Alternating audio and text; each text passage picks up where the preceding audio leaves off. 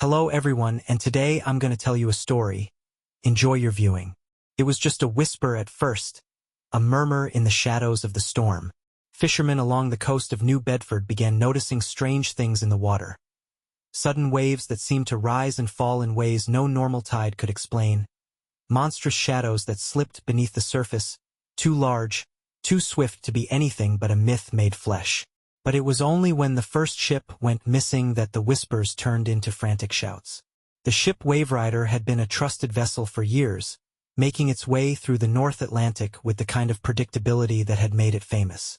But on the evening of September 14, 1982, the Waverider simply vanished. No distress signal, no wreckage, no sign of struggle. It was as if it had been swallowed by the sea itself. For days, search crews combed the area where the Waverider was last seen, but nothing turned up. Then, a week later, a second ship disappeared. Then a third. By the end of the month, over a dozen vessels had been claimed by the ocean, and the whispers grew louder, spreading beyond the small coastal town to the rest of the world. Theories emerged. Some said the ships had simply gotten lost in the brutal currents. Others claimed rogue waves, impossibly large waves, hundreds of feet tall, were responsible. But there were those who knew better.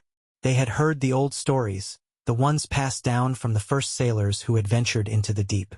They spoke of Leviathan, a great beast that lurked in the darkest depths of the ocean, waiting to strike when the seas were at their most tumultuous. Those who spoke of the Leviathan were often dismissed as superstitious, but the disappearances couldn't be ignored. As the number of missing ships grew, so did the fear. The authorities could no longer hide the truth. Something ancient, something monstrous, was stalking the waters. It wasn't just the fishermen or the sailors who feared it anymore. The townspeople began hearing strange noises at night, the grinding of something immense moving beneath the waves, the echo of a deep, guttural growl carried on the wind. It was the sound of something hungry, something that had awoken from its slumber. In the heart of the storm that was battering the town's shores, paranormal phenomena began to unfold. Locals reported seeing shadows on the edge of their vision, moving in ways that no living thing should. Lights flickered in the dark, and sometimes, the lights wouldn't flicker back on, leaving entire sections of the town shrouded in absolute darkness. Strange lights were seen in the sky, unexplainable flashes that seemed to dance like flames on the horizon. Radio signals, normally clear, began to warp, filled with static, as if something was blocking or distorting all communication.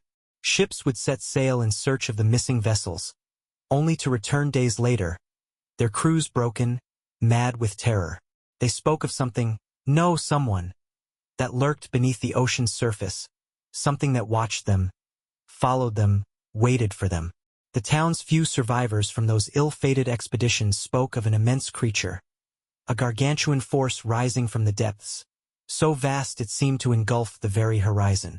Those who claimed to have seen it described a twisted mass of writhing tentacles, sharp spines that gleamed like obsidian, and eyes like black holes, pulling in everything that came too close. Then, a message arrived. A lone, tattered ship, the Raven's Call, limped back into the harbor, its sails shredded, its hull battered beyond recognition. A single man stood at the helm, his eyes wide, his hands shaking. As the crew rushed to him, he muttered a single word, Leviathan. The man, once a seasoned sailor, was broken. He spoke of a great, shifting creature, a shadow in the water that could swallow entire ships without a trace. He described a deep, rumbling growl that reverberated through the bones of the crew. He spoke of the air becoming thick with a foul stench, like rotting seaweed and blood. But it was what he said next that sent chills down the spines of all who listened. "They're not gone," the sailor whispered, his voice barely audible. "They're still out there. We're still out there." The townspeople did not know what to make of this. Was it madness? Was the man merely a survivor, clinging to a shred of sanity in the face of unspeakable horror? Or was he warning them of something much worse? That night, strange events occurred in Blackwater. The wind howled through the streets, pulling at windows and doors. The town's radio station, which had long ceased broadcasting any normal programming, began to transmit a strange, garbled message. It wasn't words, at least not words anyone could comprehend. It was a series of low, guttural growls and grating noises, like a voice underwater. Some claimed it sounded like a warning, others a call. But it wasn't the message that caused the most fear. It was the unmistakable rumble of something far beneath the earth. The tremors began soon after. At first, it was subtle, a slight shaking beneath the ground, like the distant growl of an earthquake. But as the night wore on, the tremors grew stronger. The lights in town flickered, and then went out altogether. The air became thick, as though the very atmosphere was changing, warping. And then came the sound. A deep, hollow, undulating sound, like the ocean itself had risen up to swallow the world. The walls of the houses seemed to groan, as if they were being pressed from all sides by some unfathomable weight. In the heart of the storm, the first truly horrifying event occurred. A lighthouse keeper, perched on the cliffs that overlooked the bay, saw something he would never be able to unsee. From the fog, rising from the sea, came a monstrous shape, a shadow so vast it blotted out the stars above. A shape that towered above the tallest ships, twisting and coiling in a manner that defied the laws of nature. Its eyes, gleaming like two dark stars, fixed on him with a terrible, predatory gaze. The keeper screamed, but no one could hear him over the roar of the storm. And that was just the beginning. As the days turned into weeks, the town of Blackwater became a ghost town. People disappeared. Not in the way of the ships, no, they didn't vanish without a trace. Their belongings were left behind, scattered across streets, in houses, even in the town square. But the people themselves gone. And when the storm finally subsided, only silence remained. What had risen from the depths was not just a beast of flesh and blood. It was something ancient, something that had waited for centuries to awaken. The townspeople had spoken of it in hushed tones, told stories of the Leviathan, of its insatiable hunger, of the terror it left in its wake. But now the creature was no longer a story. It was real, and it was coming. Somewhere in the dark waters of the Atlantic, it waited. And as long as the sea remained, so too would the Leviathan. The first signs were subtle. It wasn't just the fear that lingered after the storm, but the silence. It stretched across the empty town like a suffocating blanket. The wind no longer howled. The waves no longer crashed against the shores. It was as if the earth itself had held its breath, waiting for something. And the something was still out there, beneath the waves, beneath the earth, beneath the very fabric of the world itself. In the months that followed the disappearance of Blackwater's residents, other strange phenomena began to emerge. A fishing vessel from a nearby town, the Dawn's Wake, ventured out into the bay, hoping to find signs of life. Instead, it found something far worse.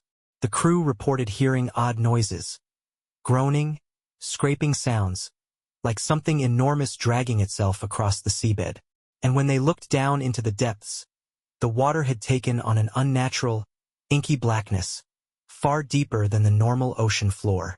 Through the shifting darkness, they saw shapes, grotesque, monstrous shapes writhing just beneath the surface, too large to be mere fish, too alien to be understood. The captain tried to radio for help, but his transmission was interrupted by a horrible, low-frequency growl, a sound that rattled their bones and made the hairs on their necks stand at attention. Then the water shifted. The massive silhouette of something far larger than a whale appeared, its great shadow stretching out as far as the eye could see. It was the Leviathan, its massive coils undulating like the movement of a serpent, stretching through the sea like a living continent. The crew of the Dawn's Wake tried to escape, but the creature had already locked its gaze on them. The last transmission from the ship was a blood-curdling scream, followed by complete silence. When the Coast Guard arrived to investigate, there was nothing left of the ship but splintered wood and the faint smell of decay that clung to the air. In the distance, far beyond where the Dawn's Wake had been, the water churned with unholy fury, as if the beast was celebrating another kill. As weeks turned into months, the world began to forget about Blackwater. News outlets covered the story briefly and then moved on, the people of the world too caught up in their own lives to remember the old coastal town. But in the darkest corners of the ocean, Leviathan did not forget. It was not content with merely taking Blackwater, it was spreading, growing, feeding. The monster's hunger was endless, and it would not stop until the entire world had been swallowed by the sea. But not everyone had forgotten. There were those who had spent their lives studying the unknown, chasing legends and old myths. One such man was Dr. Samuel Crowley, a marine biologist with a passion for the supernatural. Crowley had spent years investigating maritime disappearances, collecting stories from survivors who spoke of monstrous creatures lurking in the deep. But what had happened in Blackwater was no myth, it was real. And Crowley was determined to find out why.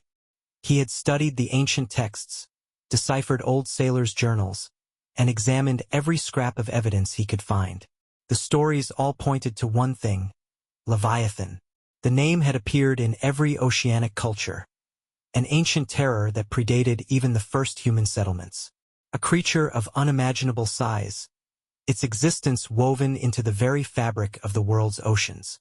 Some believed it was a god, others a punishment. But no matter the interpretation, one fact was clear. It was something that had been lying dormant, waiting for the right moment to rise. Dr. Crowley assembled a small crew, scientists, divers, and thrill-seekers, to accompany him on an expedition to the very spot where Blackwater had once been. Their mission was simple: discover what lay at the bottom of the ocean and, if possible, to destroy it. They set sail in a state-of-the-art research vessel, outfitted with the latest technology to explore the deepest depths of the Atlantic. The crew was nervous but eager, their excitement tempered by the knowledge of the risks. Days passed, and the crew began to notice strange occurrences. The radio crackled incessantly, even when no one was transmitting. A low hum vibrated through the walls of the ship, almost as if it was coming from below. At night, some of the crew members claimed to see faint lights beneath the water. Dim, pulsing lights that moved with an intelligence that seemed unnatural. It was on the sixth night that the true horror began. Dr. Crowley was the first to hear it. A deep, resonant growl, so powerful it shook the hull of the ship. The sound was not from any known creature. It was too deep, too ancient. His heart pounded in his chest as he raced to the observation deck. The ocean around them was eerily calm, the water now a pitch black, with no stars reflecting off its surface. The air was thick, heavy, as if the world itself was holding its breath. Then, the ship's sonar technician screamed. His eyes were wide with terror as he looked at the readout. The sonar had picked up something. No, something massive moving beneath them, an object far larger than anything the technology had ever encountered. But the most terrifying thing wasn't its size. It was the shape. The creature was not moving in the way that fish or whales moved. It was alive, twisting and coiling like a snake, its mass a shifting mass of terror. Dr. Crowley immediately ordered the ship to move, but it was already too late. The water around the vessel began to churn, as if the very sea was rising up against them. The ship rocked violently, and the crew scrambled to hold on as an unnatural force pushed them deeper into the abyss. And then, from the depths, they saw it. The Leviathan rose, its vast coils unfurling like the arms of some eldritch god. It towered over the ship, its dark eyes gleaming with an intelligence that chilled the soul. Its body was covered in spiny, barnacle-encrusted armor, and its massive head was crowned with jagged, twisted horns. The creature was no longer just a legend. It was real, and it was hungry. The ship's crew fought to survive, but their efforts were hopeless. The Leviathan's immense body wrapped around the ship, its crushing grip sending the vessel plunging into the depths. Panic spread like wildfire as the crew members were pulled into the abyss, unable to fight the sheer force of the creature's power. Dr. Crowley was one of the last to remain conscious, his mind reeling with terror. He could hear the screams of his colleagues echoing through the ship, and then silence. Absolute silence, except for the growls and the slithering of Leviathan as it claimed its prize.